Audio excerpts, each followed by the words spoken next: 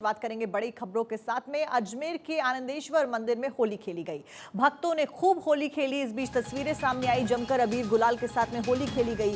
महादेव मंदिर में भी होली खेली गई। तो कल होली का पर्व था। देश भर में, न केवल देश में बल्कि विदेशों में भी होली जमकर खेली गई। ऐसे में तस्वीरें सामने आई अजमेर के आनंदेश्वर मंदिर से, जहां पर भक्त अबीर गुलाल के साथ में होली खेलते हुए नजर आए और जश्न में रंगे हुए नजर आए। तस्वीरों में आप देखिए, बड़ी संख्या में भक्तों की भीड़ नजर आ रही है और गुलाल उड़ाकर एक दूसरे को शुभकामनाएं देकर लोगों ने होली का पर्व यहां पर मनाया। और तस्वीरें आप देख रहे हैं अजमेर से, जहां पर आनंदेश्वर मंदिर, जिसकी मान्यता काफी खास और काफी प्राचीन मंदिरों में शुमार, जहां पर होली खेली गई रंगों के साथ में। सभी ने एक दूसरे को रंग लगाया और एक दूसरे को शुभकामनाएं दी, होली खेली जमकर और अबीर गुलाल के साथ में ये होली खेली गई। वहीं महादेव मंदिर में भी इसी तरीके से भक्तों में जोश और उल्लास देखा गया, जहां पर होली का पर्व मनाते हुए सबको देखा गया।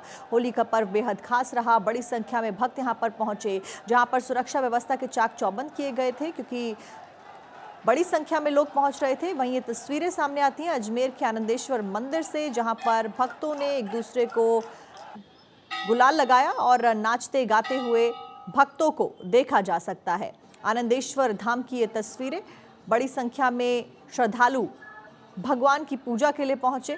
वहीं शिव मंदिर में, महादेव मंदिर में भी इसी तरीके की कुछ तस्वीरें देखने को मिली, जहां एक तरफ शासन प्रशासन पूरी तरीके से अलर्ट मोड पर रखा गया था और सभी पुलिस बल तैनात किए गए थे। सुरक्षा व्यवस्था के भी इंतजाम किए गए थे, बैरिकेडिंग्स लगाए गए थे, नजरें लगातार पुलिस की बनी हुई थी। उस बीच तमाम भक्त यहां पर अपने आराध्य के दर्शन करने के लिए पहुंचे और महादेव मंदिर में जल अर्पित करके भगवान भोले का आशीर्वाद जहां लिया। वहीं अजमेर में आनंदेश्वर मंदिर से जो तस्वीरें सामने आई कल, वो फिलहाल आपकी स्क्रीन पर, जहां पर अजमेर में आनंदेश्वर मंदिर में पूजा अर्चना करते हुए और गुलाल से होली खेलते हुए सभी भक्त नजर आए।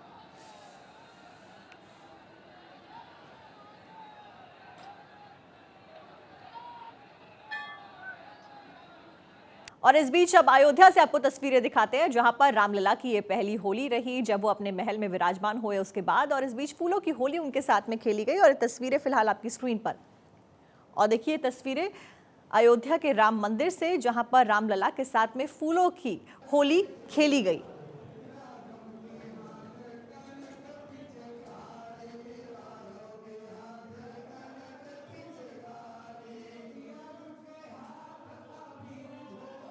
आप अपनी स्क्रीन पर देख रहे हैं, जहां पर रामलला के साथ में सभी पुजारी और भक्त फूलों की होली खेलने के लिए यहां पर मौजूद रहे और रामलला की आरती के बाद में फूलों की होली उनके साथ में खेली जा रही है। प्रातःकाल में सबसे पहले आरती की जाती है, उसके बाद कपाट क्योंकि खोले जाते हैं भक्तों के लिए, सभी भक्त दर्शन करने के लिए रामलला के पहुंचते हैं। और अयोध्या की होली इस बार बेहद खास रही, क्योंकि कई सौ सालों के संघर्ष के बाद में जब रामलला अपनी गर्भगृह में विराजमान होते हैं, प्राण प्रतिष्ठा के बाद में उनकी ये पहली होली रही और इसीलिए ये होली बेहद खास। और यही कारण रहा कि बड़ी संख्या में श्रद्धालु अयोध्या पहुंचते हैं अपने आराध्य के दर्शन करने के लिए। उस बीच ये लाइव तस्वीरें फिलहाल आप देख रहे हैं, जहां रोजाना भारत 24 सुबह 6:30 बजे आपको आरती दिखाता है रामलला की सीधे अयोध्या से, गर्भगृह से। वहीं ये फिलहाल लाइव तस्वीरें आपकी स्क्रीन पर, जहां पर आप भी रामलला के दर्शन कर सकते हैं और देख सकते हैं कि किस तरीके से रामलला के साथ में गुलाल उनको चढ़ाकर और फूलों से होली यहां पर सभी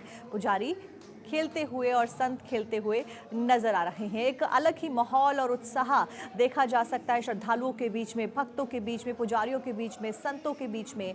और ये तस्वीरें फिलहाल अयोध्या से, जहां के न केवल रामलला के साथ में बल्कि आपस में भी गुलाल से और फूलों से आज होली खेलती हुई देखी जा सकती है। और देखिए गुलाब के फूल और गुलाल उड़ते हुए नजर आ रहे हैं। एक्सक्लूसिव तस्वीरें फिलहाल भारत 24 पर आप देख रहे हैं, सीधे अयोध्या से, राम मंदिर से ये तस्वीरें, जहां पर आज गीत गाए जा रहे हैं, जश्न का माहौल देखा जा रहा है और होली खेली जा रही है।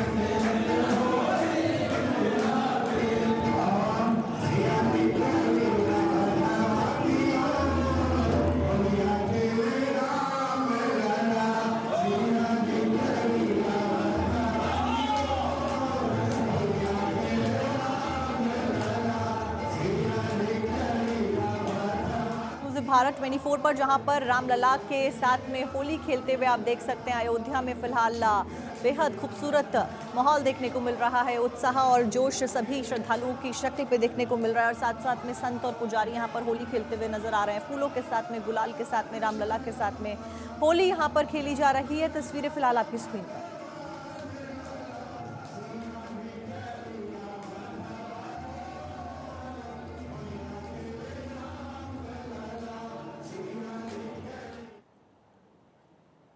बढ़ते हैं आगे। सीट शेयरिंग पर उद्धव ठाकरे के साथ में मुलाकात की है शरद पवार ने। आज जारी हो सकती है शिवसेना यूबीटी की लिस्ट और ऐसे में पार्टी के नेता संजय राउत ने जानकारी भी इस बात की दी थी। विपक्षी दल की लिस्ट में 16 नाम होंगे। राउत के द्वारा कहा गया, मातोश्री में उद्धव और शरद पवार की मीटिंग हुई तो ये मीटिंग बेहद खास रही। आपको बता दें कि लोकसभा चुनावों को लेकर लगातार प्रत्याशियों के नामों के ऊपर मंथन जारी है। ऐसे में सीट शेयरिंग के ऊपर उद्धव ठाकरे के साथ में मुलाकात की है शरद पवार ने। संजय राउत ने कहा कि आज जारी होगी उम्मीदवारों की लिस्ट। उद्धव ठाकरे और शरद पवार की मुलाकात सोमवार को होती है, यानी कि कल हुई, जिसमें सीट शेयरिंग को लेकर मातोश्री में मीटिंग हुई है। उद्धव गुट के शिवसेना नेता संजय राउत का कहना है कि शिवसेना यूबीटी की पहली सूची जारी की जा सकती है और इस बीच आगामी लोकसभा चुनावों के लिए महाराष्ट्र में शिवसेना के उम्मीदवारों की पहली सूची औपचारिक तौर पर आज रिलीज की जा सकती है। पार्टी नेता संजय राउत ने ही कल ये जानकारी दी कि महाविकास अघाड़ी यानी कि एमवीए के घटक उद्धव ठाकरे के नेतृत्व वाले विपक्षी दल की लिस्ट में 16 नाम होने वाले हैं। सीट शेयरिंग को लेकर मातोश्री में उद्धव ठाकरे और शरद पवार की मीटिंग हुई और इस मीटिंग के बाद में मंथन किया गया है तमाम प्रत्याशियों के नामों के ऊपर, जिसमें आपको बता दें कि 16 नामों की पहली लिस्ट यहां पर सामने आ सकती है और लिस्ट के ऊपर लगातार नजरें बनी हुई हैं। 15 से 16 सीटों के लिए उम्मीदवारों की घोषणा की जाएगी। एमवीए के दूसरे घटक शरद पवार ने अभी लोकसभा चुनावों के लिए राज्य में अपने उम्मीदवारों की आधिकारिक घोषणा नहीं की है और आज वो घोषणा की जा सकती है क्योंकि दोनों नेताओं की मुलाकात हुई है। मुलाकात में कई अहम मुद्दों के ऊपर चर्चा की गई है, किस तरीके से इलेक्शंस में जनता के साथ में संवाद साधना है और साथ साथ प्रत्याशी कौन से होंगे, उम्मीदवार कौन सी जगह से उतारे जाएंगे। बताया जा रहा है कि लगभग 16 नाम आज लिस्ट में शामिल होने जा रहे हैं।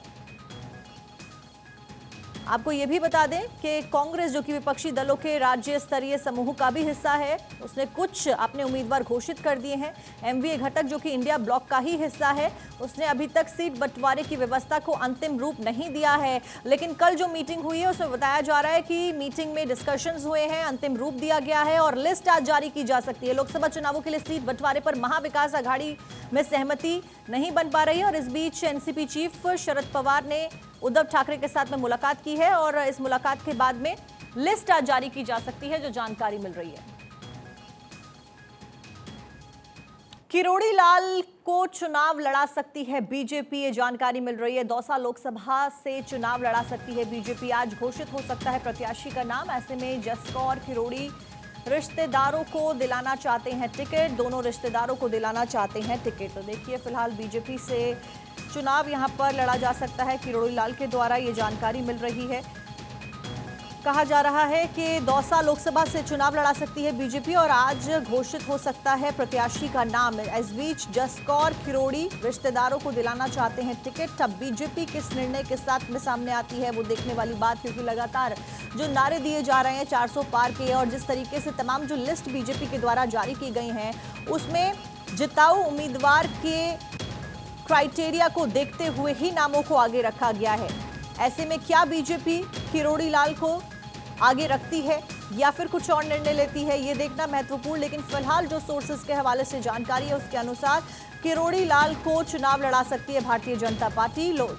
दौसा लोकसभा से चुनाव लड़ा सकती है बीजेपी किरोड़ी लाल को। आज घोषित हो सकता है प्रत्याशी का नाम। ऐसे में जसकौर किरोड़ी रिश्तेदारों को भी टिकट दिलाना चाहते हैं, दोनों रिश्तेदारों को दिलाना चाहते हैं टिकट। तो ये बड़ी खबर आपको बता रहे हैं। चुनावों से पहले किरोड़ी लाल को चुनाव लड़ा सकती है भारतीय जनता पार्टी। अब बीजेपी क्या कुछ निर्णय इसके ऊपर लेती है, ये देखने वाली बात है।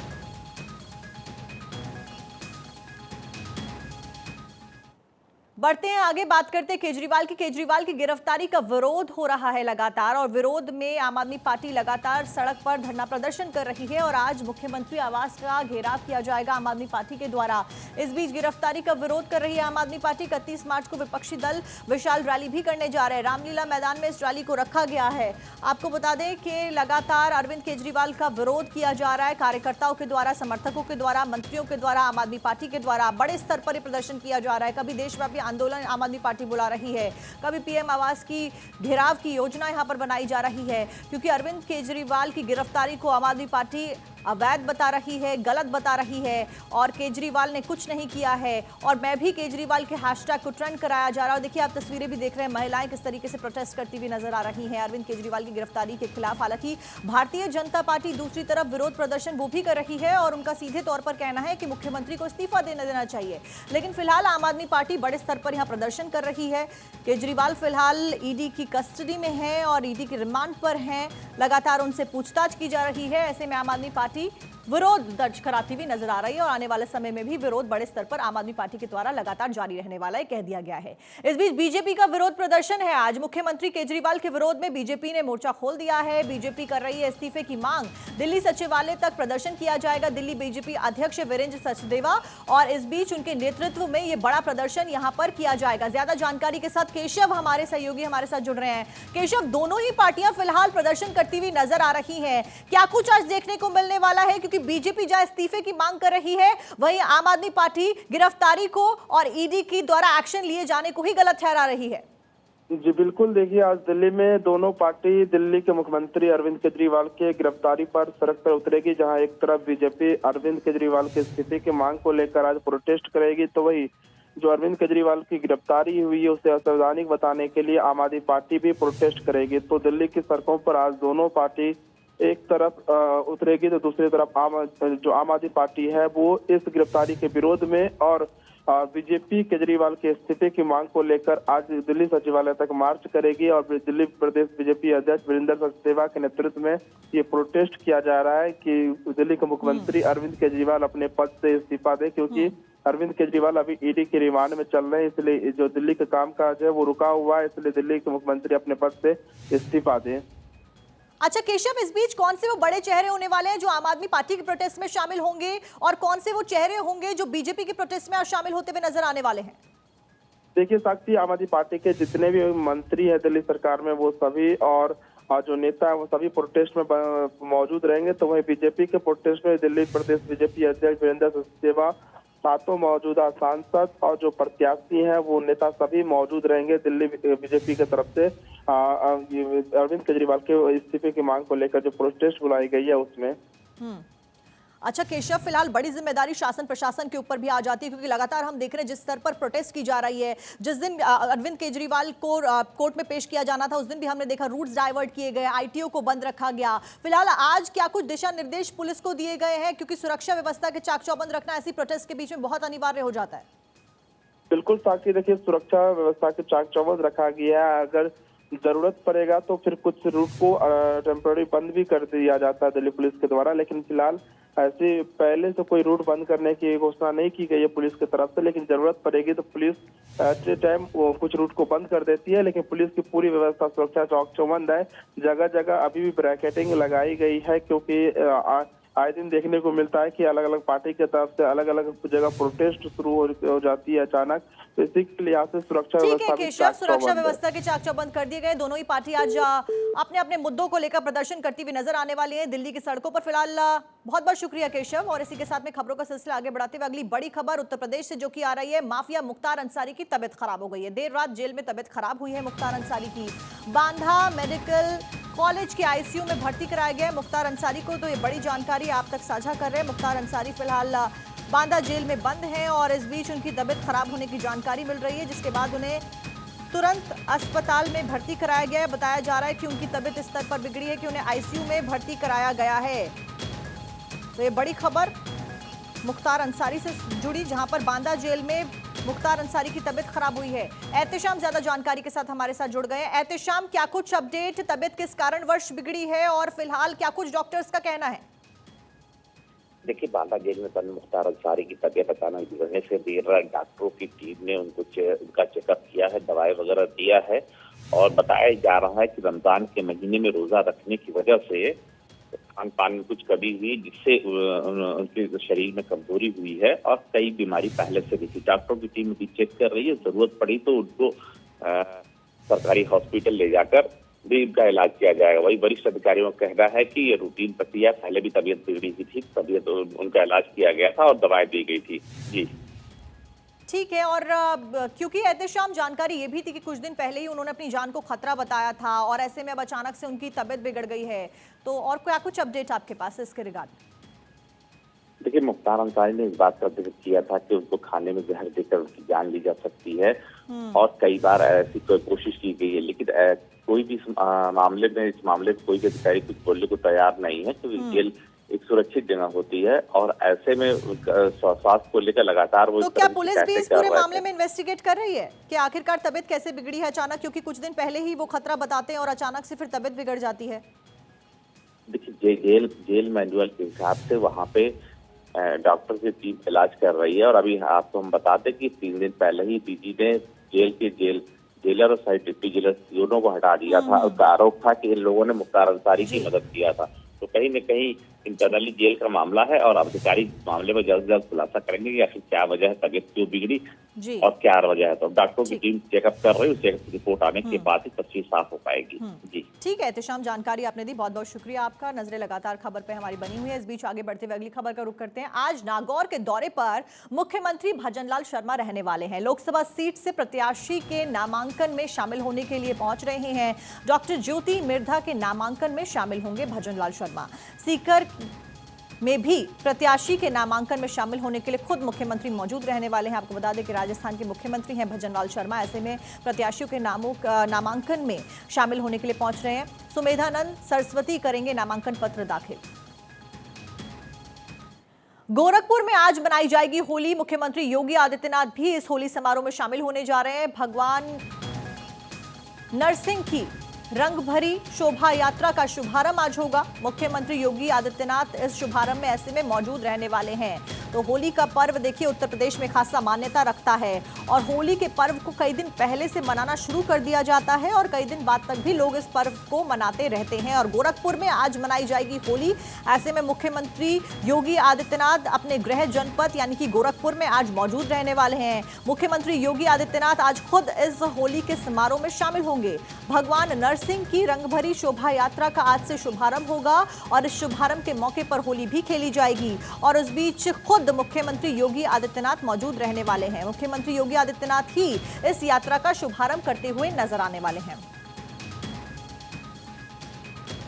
और आगे बढ़ते हुए अब आपको बताते हैं कि क्या कुछ इस वक्त सुर्खियों में बना हुआ है। अमेरिकी राष्ट्रपति जो बाइडेन ने सोमवार को होली के अवसर पर दुनिया भर के लोगों को शुभकामनाएं दी। उन्होंने ट्वीट किया, अपने एक संदेश में कहा कि दुनिया भर में लाखों लोग गुलाल और विभिन्न तरह के रंगों से होली का जश्न मनाएंगे। मैं रंगों के इस त्योहार को मनाने वाले सभी लोगों को बधाई और शुभकामनाएं देता हूं। और देखिए वो पोस्ट भी फिलहाल आप अपनी स्क्रीन पर देख रहे हैं, जो कि ट्विटर के माध्यम से, एक्स के माध्यम से खुद राष्ट्रपति जो बाइडेन के द्वारा शेयर किया गया और उसमें सभी भारतवासियों को होली की शुभकामनाएं दी गई। और हम जानते हैं कि किस तरीके से भारत और अमेरिका के संबंध रहे हैं और खासतौर पर राष्ट्रपति जो बाइडेन और प्रधानमंत्री नरेंद्र मोदी के संबंध रहे हैं। और फिलहाल होली की शुभकामनाएं उन्होंने दी और हर बार दिवाली की शुभकामनाएं भी वो इसी तरीके से भारतवासियों को जरूर देते हैं।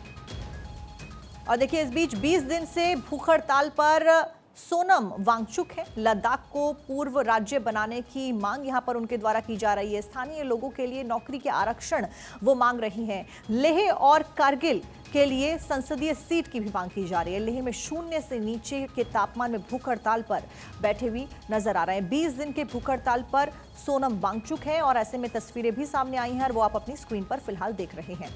इस बीच अगली खबर का रुख करते हुए वो भी आपको बता देते हैं। महाकाल में आग कपूर पर गुलाल फेंकने से भड़की। महाकाल में कल हमने देखा किस तरीके से होली खेलते हुए आग लग जाती है, जिसकी वजह से काफी नुकसान हुआ और लोगों को काफी चोटें भी आई। महाकाल में बताया जा रहा है कि आग कपूर पर गुलाल फेंकने की वजह से भड़की और गुलाल क्योंकि उड़ रहे थे इस वजह से और ज्यादा आग बढ़ गई। प्रशासन ने माना है कि कलेक्टर नीरज सिंह ने इस बात की पुष्टि की है। अब 2.5 क्विंटल गुलाल कौन लाया क्योंकि गुलाल की वजह से आग भड़की है। ऐसे में 5 सवालों के जवाब नहीं मिले हैं। घटना की जांच के लिए कमेटी बनाई गई है और वो कमेटी जांच पड़ताल करेगी कि आखिरकार किसकी लापरवाही की वजह से ये बड़ा हादसा हो गया।